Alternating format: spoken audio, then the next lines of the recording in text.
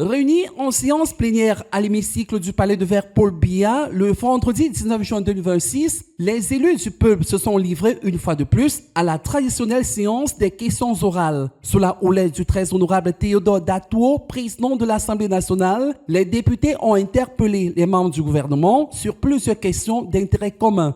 Prenons la parole, l'honorable Galais Daniel Etongo a interpellé le ministre de la fonction publique et de la réforme administrative Joseph Lé sur la problématique du système de gestion Aigle, une application informatique de gestion logique des effectifs et de la solde dans la fonction publique camerounaise, ainsi que son apport dans la lutte contre la corruption.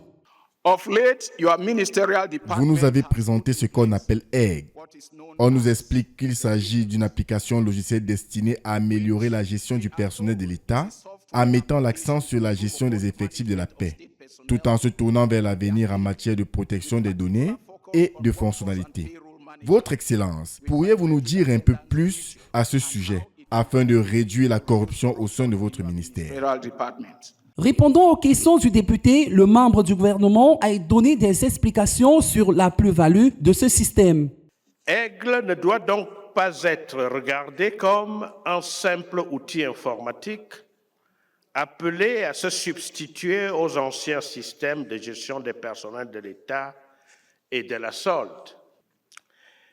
Aigle constitue en réalité une réforme structurelle profonde.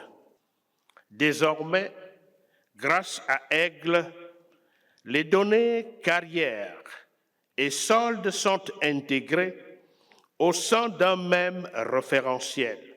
L'honorable Toukam Tela Angel, s'adressant au ministre délégué au transport Njoya Zakariaou, est revenu sur le dispositif de contrôle du transport routier urbain et interurbain baptisé Iman Driver.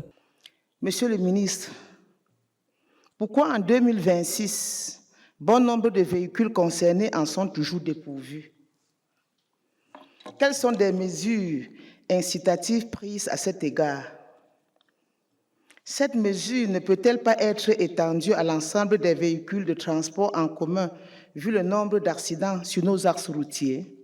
Face à la représentation nationale, le ministre a relevé l'utilité de cette réforme dans la lutte contre les accidents sur nos axes routiers au Cameroun. À l'aide des dispositifs de vidéosurveillance et des capteurs sensoriels embarqués, la solution Iman Driver permet d'anticiper et de prévenir les accidents de la circulation routière en signalant les comportements à risque des conducteurs et les zones accidentogènes grâce à l'alerte système et le monitoring 24 heures sur 24. Cette solution, qui favorise également une reconstitution des circonstances des accidents, permet donc de définir les causes et d'attribuer les responsabilités. À titre d'illustration, il convient de relever que durant la seule année 2025, le ministère des Transports est parvenu à la prévention de 644 318 facteurs de risque d'accident de la circulation routière. Cette séance de questions orales témoigne, on ne le dira jamais assez, de la nécessité du contrôle de l'action gouvernementale par les représentants du peuple.